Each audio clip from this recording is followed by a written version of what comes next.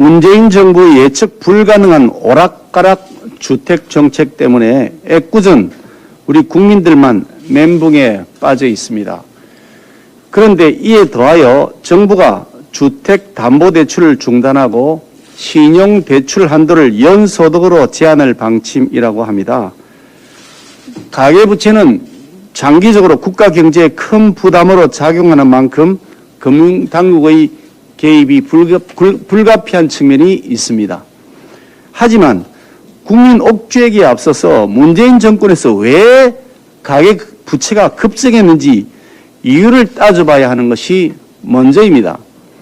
문재인 정권 출범 당시인 2017년 5월 서울 아파트 중위값이 6억 600만 원이었는데 4년이 지난 7월 기준으로 해서 9억 4천만 원으로 무려 55%가 급등했습니다.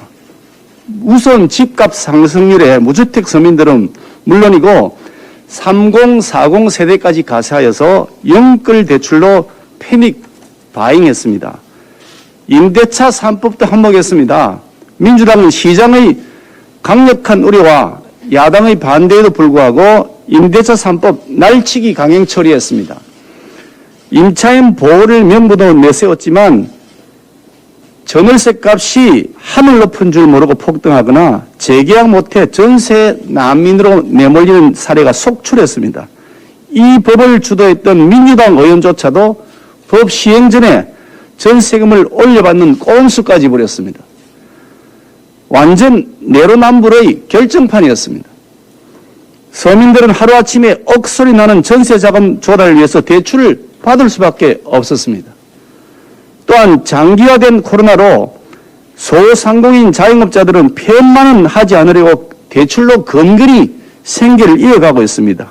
일자리 없고 미래가 불안한 20대 청년들 빚내서 비트코인 주식 투자했습니다. 이렇듯 가계부채 급증은 전적으로 문재인 정부의 정책 실패와 무능 때문입니다. 문재인 정부는 잡으라는 집값은 안 잡고 또 잡으라는 코로나는 안 잡고 엉뚱하게도 서민들의 소중한 꿈을 빼앗아가고 평온한 삶을 파괴하고 있습니다. 저신용 자영업자는 결국 폐업으로 내몰리고 전세 대란은 더 심화되고 있습니다. 대출 규제 또한 정부 정책의 실패가 빚어진 것인데 그 책임을 져야 할 대통령은 사과 한마디 없고 온데간데 없고 국민에게 다 책임 떠넘기고 고통을 안겨주고 있습니다. 더욱이 민주당의 유력 대선 주자라는 이재명 경기도지사 전 국민 1천만 원 기본 대출해준다고 공약 내세우고 있습니다. 한쪽에 대출 규제한다 그러면서 또 한쪽은 기본 대출한다고 1,000만 원 대출 그냥 해준답니다. 국민들은 도대체 어느 장단에 맞춰야 되는 겁니까? 혼란스럽기 짝이 없습니다. 정책 실패에 대한 반성 없이 또다시 국민의 삶을 벼랑 끝으로 내모는 문재인 정권이나 국가 재정에 대한 고민이 없이 포퓰리즘 정책 남발하는 이재명 경기도지사 모두 무능하고 무책임하기는 똑같습니다. 이런 인물이 대통령이 돼서는 결코 안 된다고 확신합니다. 이재명 경기도지사 말씀 하나 더 드리겠습니다. 맛집 칼럼니스트 황교익 씨 경기관광공사 사장에다가 내정했다가 불공정성 논란을 일으켰습니다.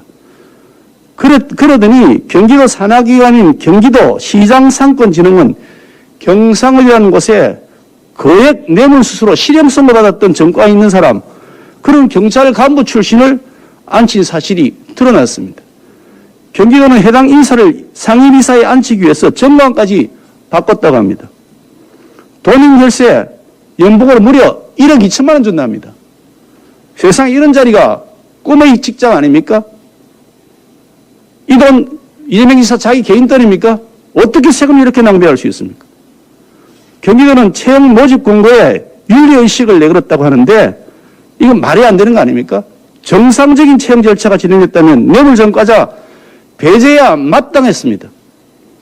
오죽했으면 제적 142석 민주당 도의회 142석 중에서 민주당 소속이 132석 93%를 차지하고 있는데 이 경기도의회조차 깜깜이 채용이라고 문제의 심각성을 지적했습니다. 이재명 도지사 최근 아들이 경기도 산하기관 시험 봤는데 떨어졌다면서 아빠 찬스 없었다고 설명했습니다. 하지만 알고 보니까 황교익 사태에 이어서 경상원 채용 비리 의혹, 이재명식 공정, 실제 내용이 불공정이라는 사실을 확실하게 인식하게 해줍니다. 누가 봐도 도의사 찬스를 쓰고 있습니다. 자신의 대권을 위해서 국민의 세금을 마구 낭비한 사례라고 확신합니다. 대선 레이스에 참여하면서 경기도지사직 포기하지 않고 있는 이유 역시 경기도민에게 세금 사용해서 100% 지원을 준다고 하면서 생색내고 결국 자기 매표행위하고 자기 사람 챙기려고 하는 짓입니다. 자신의 개인적 욕심을 위해서 어떻게 국민 세금 도둑질을 합니까? 매우 파렴치한 행태가 아닐 수 없습니다. 이재명 지사 경상원 채용 비리 사태 당장 국민 앞에 머리 숙여 진심으로 사과해야 마땅합니다. 아울러 더 이상 도의사 찬스 악용하지 마시고 이제라도 도의사직 사퇴하는 것이 당연한 도리입니다. 민주당은 즉각적으로 경상원 채용 비리 사태에 대한 진상조사해야 됩니다. 왜 하지 않습니까, 민주당? 야당 후보 비판할 시간에 민주당은 자당 대선 후보에 대한 제대로 된 검증부터 하시길 바랍니다.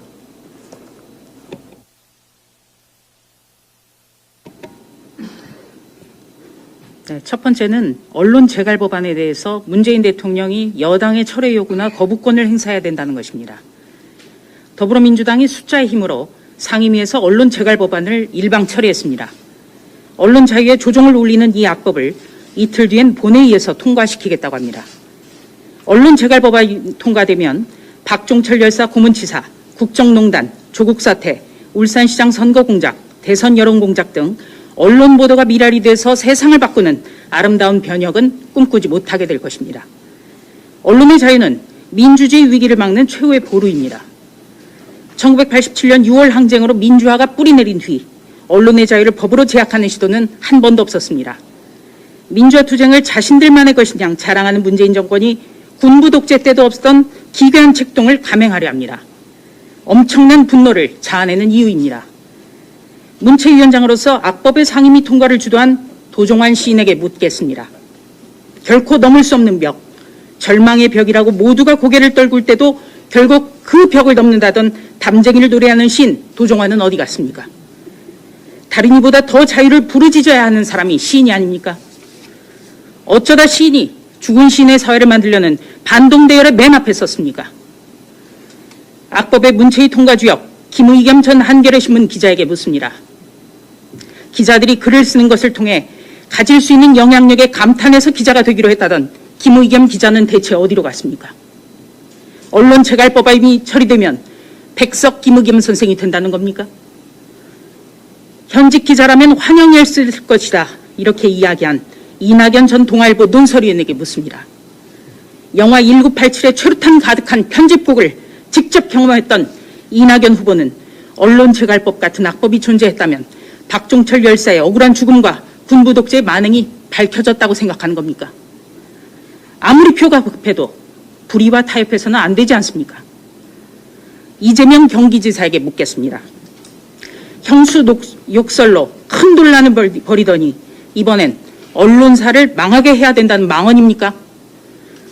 정세균 전 국무총리, 추미애 전 법무부 장관 등 국가 지도자가 되겠다는 사람들이 부끄러운 줄 모르고 자유민주주의의 기둥을 무너뜨리는 무도한 짓에 가세한 것을 우리 국민은 절대로 용납하지 않을 것입니다.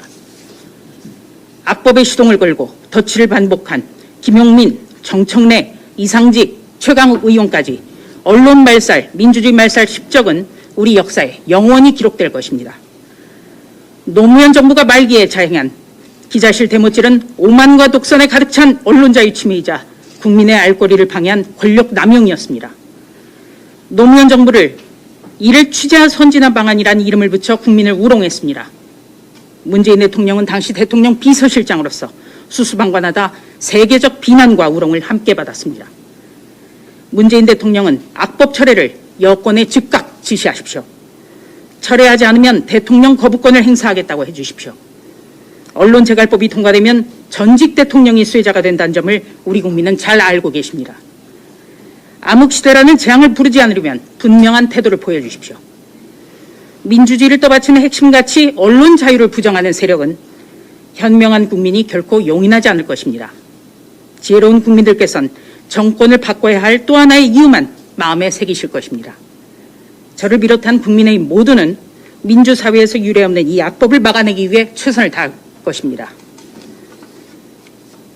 두 번째 문제는 우리 당내 문제입니다. 한 달 반 만에 인사를 드립니다. 중요한 시기에 일신상의 이유로 지나치게 오랫동안 자리를 비웠습니다. 심려를 끼쳐서 대단히 송구합니다. 민주주의의 뿌린 언론의 자유가 송두리째 뽑히기 직전입니다. 나라가 풍전등화의 위기에 처해 있습니다. 24년을 기자로 살아왔던 저로서는 더더욱 가만히 있을 수가 없습니다.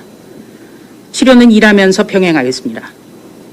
제가 세상을 더 잘 보기 위해서 겪는 과정이라고 생각해 주십시오. 6.11 전당대회에서 현재의 지도부를 선택해 주신 국민과 당원 동지 여러분의 명령은 오로지 하나였습니다.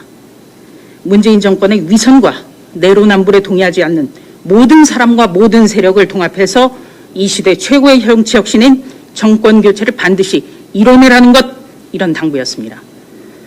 혁명과 같은 변화와 혁신을 보여주실 것이라고 굳게 믿고 현재의 지금 지도부를 선택해 주셨습니다. 정권 교체에 대한 화라산처럼 끓는 국민적 기대와 열망에 부응하지 못하는 듯한 모습을 보여드린 데 대해서 깊이 사과드립니다. 6.11 전당대회에서 부여해 주신 의미를 다시 한번 깊게 새기겠습니다. 문재인 정권의 편가르에게 맞서기 위한 실질적인 통합을 반드시 이뤄내겠습니다. 중도 실용의 정신을 전면에 내걸고 합리적 진보 세력까지 아우를 수 있도록 노력하겠습니다. 문재인 정권에서의 마지막 정기국회가 곧 시작됩니다. 국민을 고통에 빠뜨린 문재인 정권의 실정과 실책을 낱낱이 보고드리겠습니다. 중산층은 중산층이라는 자부심을, 그리고 서민은 중산층으로 도약할 수 있다는 자신감을 가질 수 있도록 생활정책 개발에 분골쇄신하겠습니다. 문재인 정권의 폭정과 내로남불, 위선을 더 제대로 보고 정권 연장 기도를 반드시 막아내겠습니다.